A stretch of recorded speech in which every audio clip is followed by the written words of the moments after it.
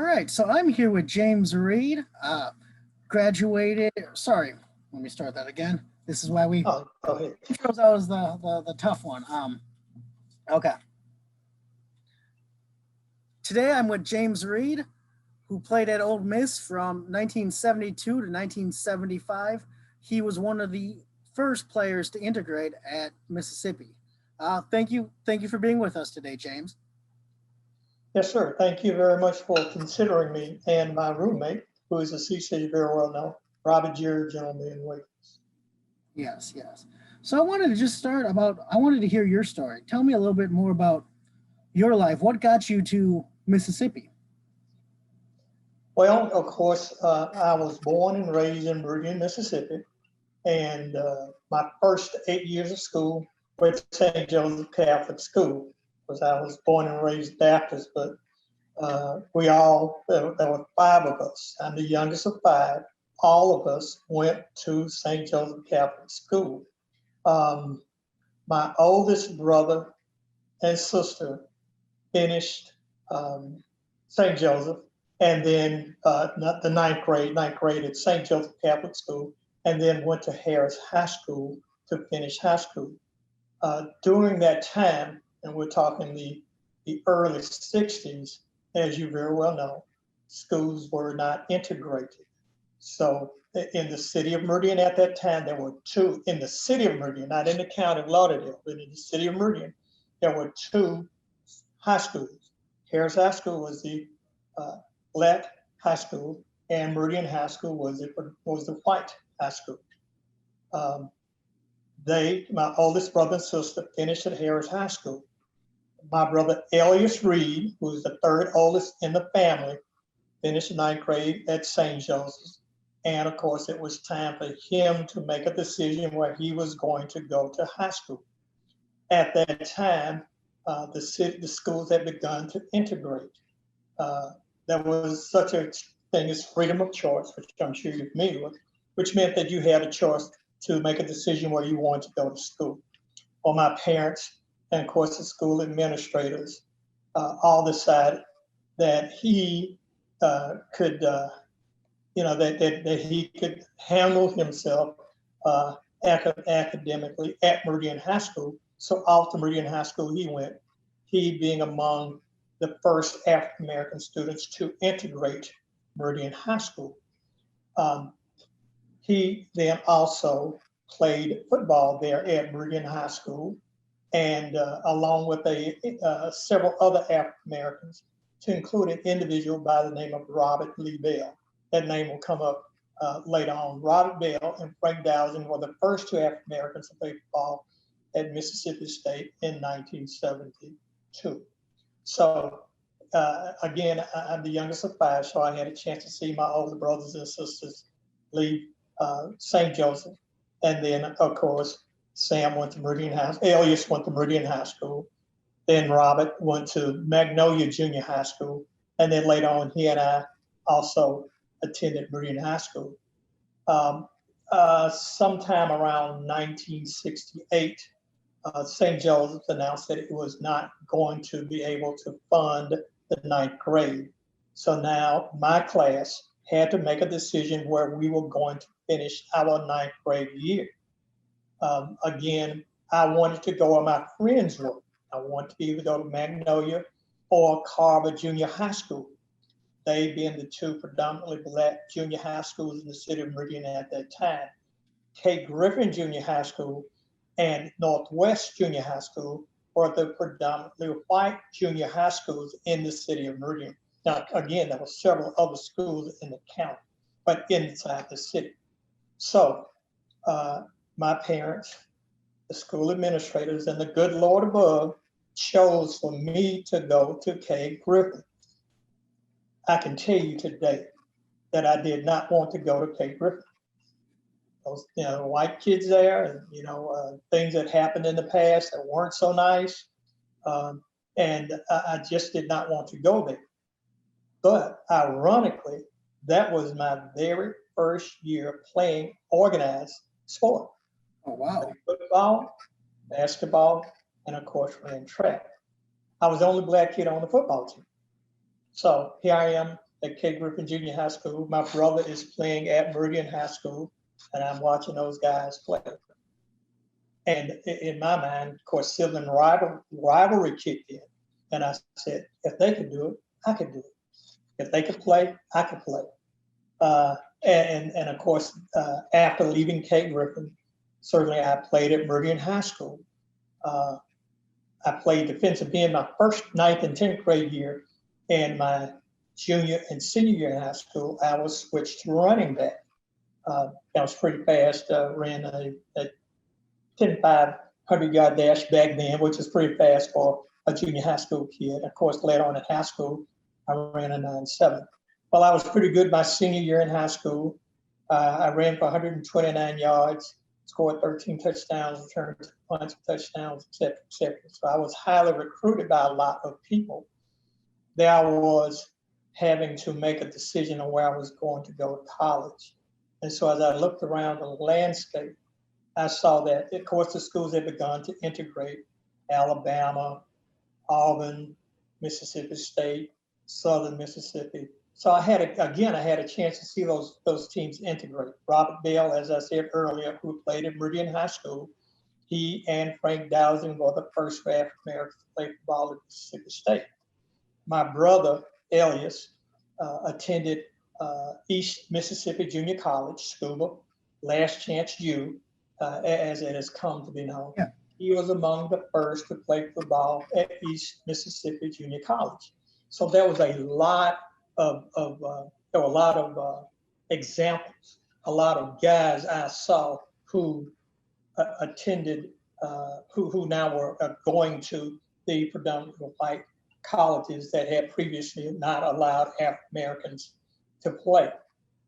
Again, we're talking, the likes of Alabama, Auburn, LSU, et cetera, et cetera. Jackson State was there, Alcorn, Grambling, all of those schools were there. So you had a chance to see kids that you knew that you had played against go off to college. And somewhere in my being, I just knew that I could play the game of football at the college level. Well, do I remember being a young kid watching Ole Miss and play, watching LSU play, watching Alabama play, and there were no black players. You saw the bands playing, you saw the pomp and circumstance, et cetera, et cetera. And you were enamored with all of that. Again, also I had a chance to see Jackson State play against Grambling and against Morgan State University. And so those things excited me. I knew that I could play. Lo and behold, I was recruited by Ole Miss. During my recruitment, I had an opportunity to meet a gentleman by the name of Robert Jerry General Ben Williams. And we decided that we were going to go to Ole Miss. During our recruitment, we also met a gentleman by the name of Coolidge Ball. Coolidge Ball was the very first African-American athlete to play any sport at Ole Miss. Coolidge played basketball, was an outstanding basketball player there. So along with Coolidge Ball, at the time that we were being recruited, was a gentleman by the name of Dean Hudson. Dean Coolidge was the first African-American athlete at Ole Miss. Dean came second.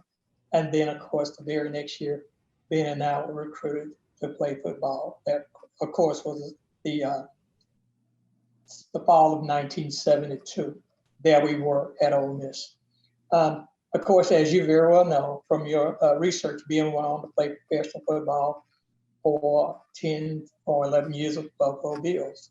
And of course, he was All-American at Ole Miss, All-SEC 4 years in a row, et cetera, et cetera. Certainly, I was All-SEC honorable mention my sophomore, junior, and senior year. And of course, I made the All-SEC freshman team. At the end of my campaign, I was, of course, drafted by the Cleveland Browns in the 9th round. I went up and tried out for the Browns, and after a brief stint, returned to Mississippi and commenced a career in law enforcement that lasted 36 years.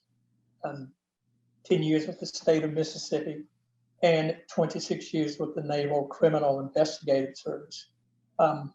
As I look back over the landscape, I realized that each stop along the way, whether it was Cape Griffin Junior High School, whether it was Meridian High School, whether it was Ole Miss, was in fact preparing me for life after football. I didn't know it, but it was.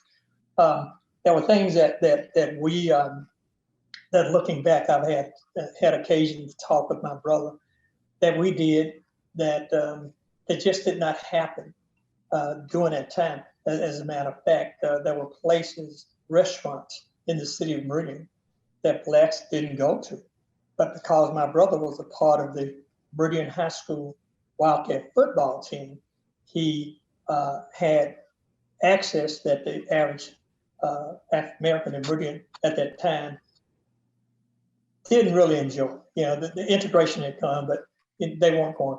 And here I am in the ninth grade, and the coach says, "Now we're prepping you to play football at Meridian High School, and this is how the big boys do. This is how the Wildcats do. Pre-game meal, Wyman's restaurant, go back to the dorm, to the gym, rest up, play football." So now I'm learning a whole new concept, a whole new way of dealing with life, culinary skills. And now off to Ole Miss I go. So now I'm traveling as an Ole Miss Rebel football player to various cities throughout the SEC. And how do you handle yourself in that environment? Oh, here it is. I've had some lesson. Now, of course, I wasn't the smartest guy. And there were a lot of kids like me who had not been exposed to that type of environment very much. But now I see, going back, looking back, the lessons that I learned in junior high school, the lessons that I learned in high school, how to handle yourself in certain environments, how to deal with certain things, how to deal with adversity, et cetera, carried me into my professional career. And there are things that happen along the way that I've had discussions with guys about. One thing, as you very well know, you talked about playing rugby. I don't know whether you signed a scholarship or whether you just went and played, but yet still there were guys you did not know that you played with, guys from other cities, guys from other states. But at some point in time, you guys played together, and you may have had differences, but you became a team, and you realized that the person that you really had a difference with was the other school, the other team that was trying to beat you. And so it was with us. We were from different and diverse backgrounds. African Americans coming to Ole Miss, playing with white kids. That were guys that I had played with, I played against in high school, and they knew me and knew my reputation, and I knew theirs. But there were other guys who did. So it was much like it was much like that situation. We had to come to know each other. Once we learned each other and knew each other's capabilities and understood that the enemy was not the African American kid coming in or the white kid down the hall, but the enemy was in fact the kid on the other side of the football on Saturday morning was trying to take the head off. We understood that. And there were things that happened wherein I look back, there were white guys who actually wanted to go after kids from other schools, make derogatory, demeaning comments. But I said, hey, let's go play this game. And of course, they weren't on the team. They were obnoxious fans at the stands. But what you learned was that there are going to be situations in life you have to learn how to deal with those situations. So I look back at my time at Ole Miss, and I say, now, that there were times that I just absolutely did not like being there. There were times that I loved being there. There were times that there were guys that I've come to know, I embrace. We became a team. We played together and we won together. We won some pretty good games. But that is who I am, and that is what got me here today. I spent 36 years in law enforcement, 10 years with the state of Mississippi, 26 years with the Naval Criminal Investigative Service.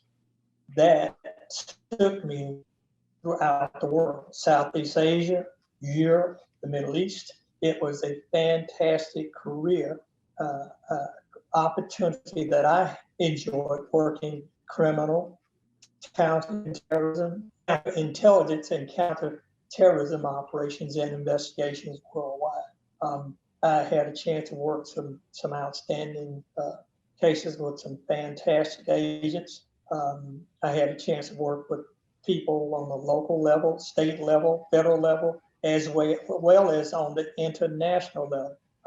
I recall remarking the other day that I served under 5 presidents from 1985 to 2011, and took that oath to defend the Constitution of the United States against all enemies, both foreign and domestic.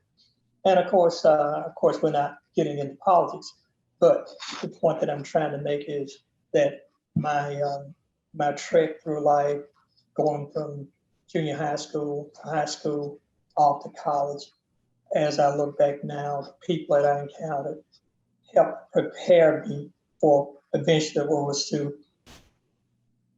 become of me after football. Absolutely. Thank you for sharing that story. I do have a few questions just going back. Yes, sir. You said your brother you were younger than your brother. Do you think if he wouldn't have really made those steps that he did, that you would have followed in his footsteps, or do you think you would have followed whatever way he went? Well, again, I had a chance to see those guys play, and certainly he was a big factor. And I think at some point in time I had to make a decision on my own what I was going to do, and we all come to that apex. I don't know if you have any older brothers or sisters, but we all come to that apex in the road where we got to make a decision for ourselves. I would dare say that with the Lord's blessings, that I would follow the trek that I followed. I would have, I had a chance to go to other schools, but it was the Ole Miss piece that intrigued me the most. And after I signed with Ole Miss, there were opportunities to leave and go to other schools, but because of the individuals I had met, Coolidge Ball, Dean Hudson, Ben Williams, and later on Gary Turner and Peter Robinson, I knew that Ole Miss is where I belong, and certainly I had a chance to be around some great coaches, Bill Kennard, Johnny Vault, who came back and coached us for part of the season, and then Ken Cooper. I had a chance to play with the likes of Ben Williams, played with the Buffalo Bills, Paul Hofer, who later on played for the San Francisco 49ers. And there were so many other individuals that I had a chance to rub elbows with and play with and befriend, whether athletes or whether part of the regular student population. Absolutely, that makes a lot of sense. You said that obviously you chose to go Ole Miss because you knew there was or at least something told you there was a chance to make a difference. When you were being recruited, did they mention that possibility? Obviously, the coaches and the recruiters knew that you and Ben would have been the first 2 African Americans to join the team. Was that part of their, I guess, selling pitch, or is that just something that you yourself knew? Well, I knew that. I knew that from talking with the coaches that they had in the past to recruit African American athletes. But I don't think the selling point from their perspective was that we would be the first. I mean, it was mentioned, but the selling point was that you had an opportunity to go to Ole Miss and play football. Now, I knew in my heart of hearts, certainly, in talking with Coolidge Ball and Dean Hudson, certainly that, and in talking with Ben Reed, certainly it was obvious we were going to be the first 2 African Americans to play football at Ole Miss. What I found out later on, and what I've since come to find out, was that there were other individuals who either tried out or who may have been recruited, but they chose to not to go the non athletic route and remain students at Ole Miss, and they went on to fantastic careers. Both those individuals that I'm aware of retired as one-star generals from the military. So they weren't too bad. But one gentleman told me a few years back at an alumni reunion, he said, "I wish I had gone out and tried out and remained on the team." Well, he was very. I was glad to meet him, and of course he did share his experiences and the things that happened to him, and he was glad that Ben and I had become the first African Americans to play football at Ole Miss, and certainly as you look down the landscape and you look back and you look at that tree, that Ole Miss tree, you look at the young African Americans and other athletes, and the funny thing about that. There were white kids who called up and said, "Hey, I saw you play in high school. I want to come and help make a difference." You knew it, but you just it was something that you just discussed wholeheartedly.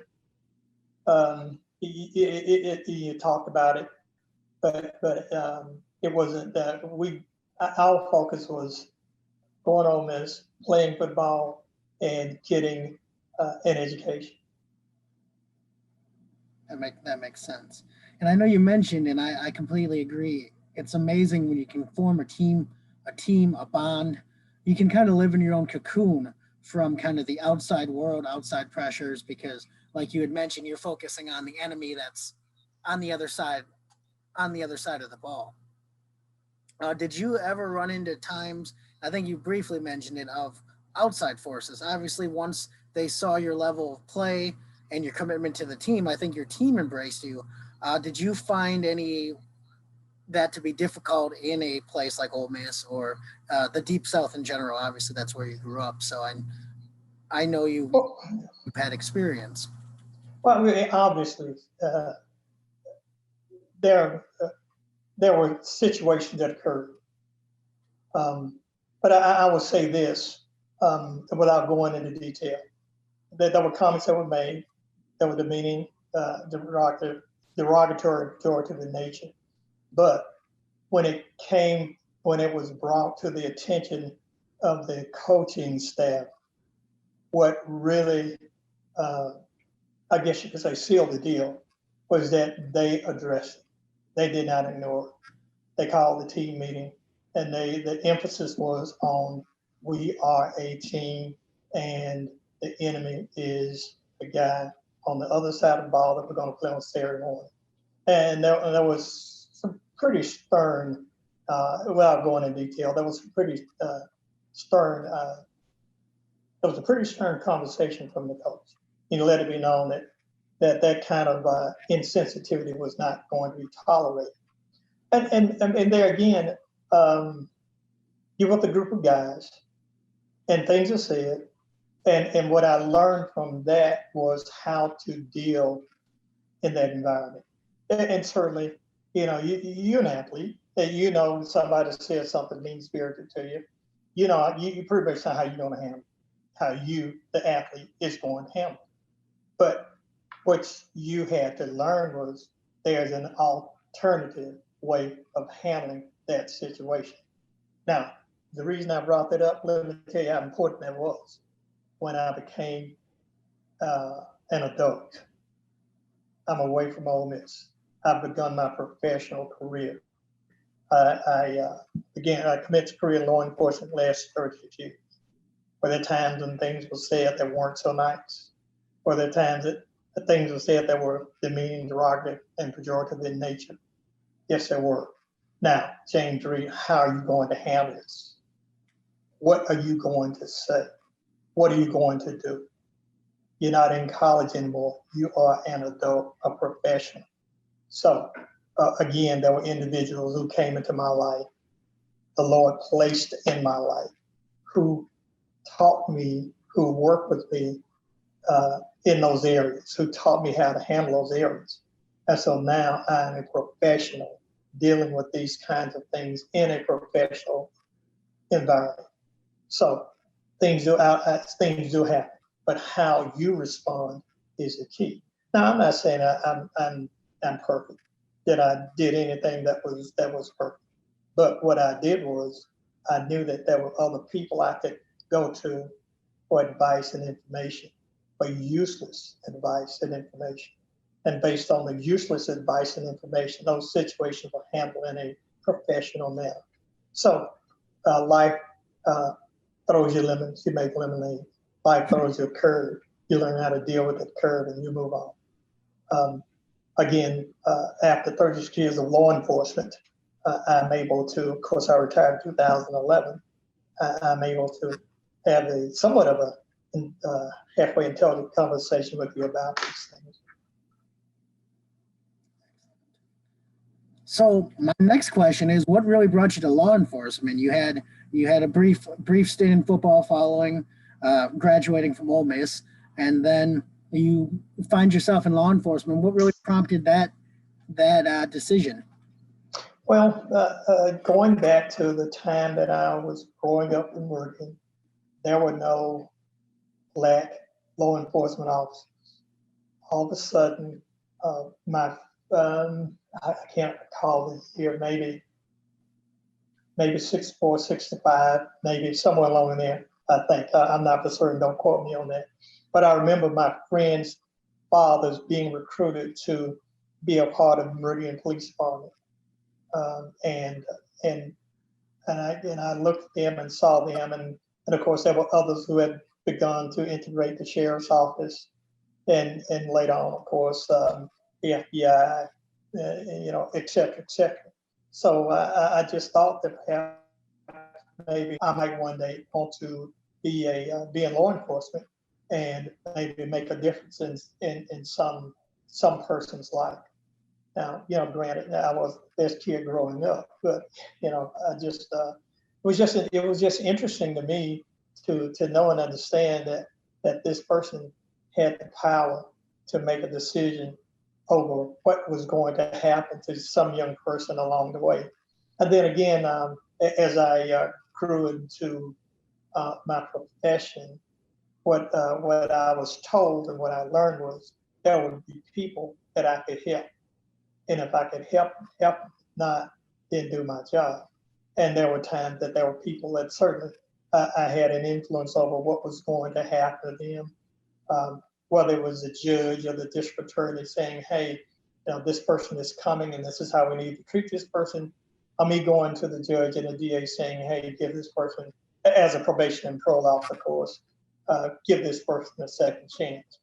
Even as a special agent with the Naval Criminal Investigative Service, in dealing with the military command structure, I knew what my limitations were, and I knew how far I could go in helping a young man who may have had some problems along the way.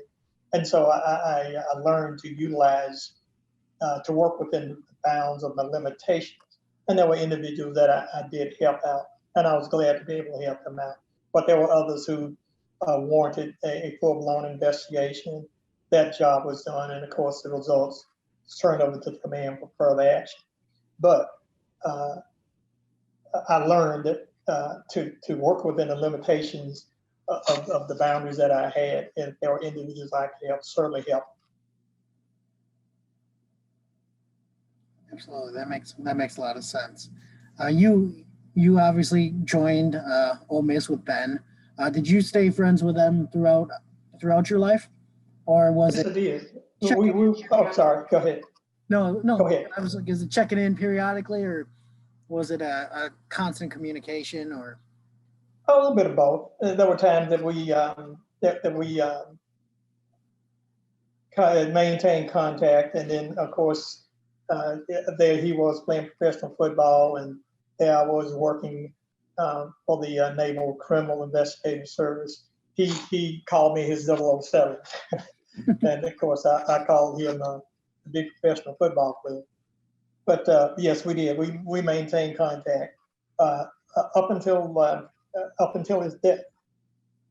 Up until his death, maintain contact, and I still am friends with his wife today. Occasionally, I will text her. You know, of course, we exchange Christmas cards, et cetera, and that kind of thing. So yeah, I am still friends with his family today. That's good to know. So I hear, and I've learned that Ole Miss themselves found a way to honor both of you. Could you explain a little bit more about that? On several occasions, we were honored. Now, are you talking about the foyer? Is that what you're talking about? Yeah. Okay. There were several times that Ole Miss, and I was making note of all of that. The first time was the recognition of our class. That was in 2002. The class of 1972 was recognized in one of the football games. I think it was homecoming. The second time was 2006, the crossing the lines ceremony. Ben and I, along with the 11 other African Americans, were honored as being the first to play in any sport or coach any sport at Ole Miss, which was fantastic. We were all there, and we were sitting at this long table, and we had these huge charts. I don't know if I sent you a copy of it, but if not, I'll send you a copy of it. And we autographed those things. So I've got a big poster that's autographed by everybody. And it's amazing when you look back and look at these people. Certainly there were the professional athletes, but there were the doctors, there were the folks who were in various aspects of business, et cetera, et cetera. So it was great to see those people come through and go out to do great things. And then, of course, in 2010, Ben and I in Coolidge Ball were mentioned by Ray Mavis. Ray Mavis was the Secretary of the Navy at that time, and he had come to Ole Miss for the Ole Miss to give the commencement address for Ole Miss's 157th graduation. And during his speech, he mentioned being Coolidge Ball and I. And of course, in 2011, I was recognized by the Oxford magazine as one of 4 former Ole Miss Rebel student athletes with an outstanding career in public service. And I'm thinking, man, of all the people, here I am being recognized as one of the 4 Ole Miss Rebel students with outstanding career in public service. And then, of course, the naming of the foyer after Ben and I, that was fantastic. I got certainly Hugh Freeze was head coach then, Ross Bjork was the athletic director, and I have no idea who put that together. All I know is I'm sitting at home one day and I get this call from Ross Bjork, and he began to tell me how they're going to bring us back, and he said, "Are you interested in coming back?" I said, "What do you mean? Am I interested?" "Yes." And there was this long silence, and he said, "James," he said, "Are you there? Are you there?" I was crying. Well, my dad died in 1984. My mom died in 2012. So that was something that they would have greatly enjoyed. Now, going back and reminiscing, looking back, I remember being a kid growing up. My mom and dad couldn't vote. So I remember that whole entire piece. I remember what they did in order to be able to vote. I remember what they did to make sure that my older brother and sister were able to graduate from Harris High School. I remember them going down and checking on them when my brother went to Meridian High School amidst all of the angst and hate and vitriol that went on at Meridian High School involving white kids and black kids. My parents were there. My parents were there at East Mississippi Junior College when my brother played. And here I am, the youngest going off to Ole Miss. They were there. So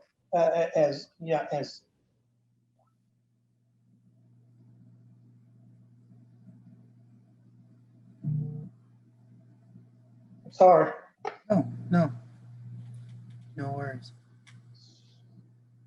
So here it is.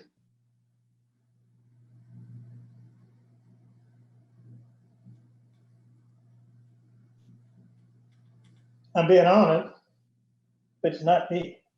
It's them. It was them. They drove the opposite.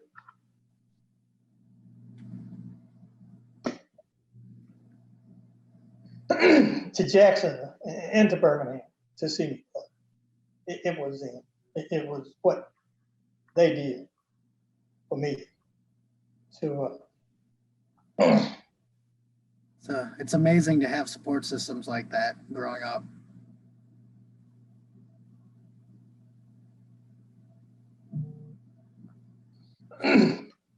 You wanted me. This is what you get. I'm sorry. I apologize. No. But they were the ones who should have been honored, not me.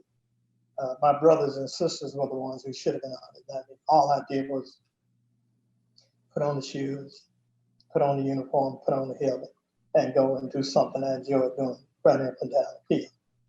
But it was indeed an honor to be standing there along with Robert Jerry, General Ben Williams, and various members of the Manning family.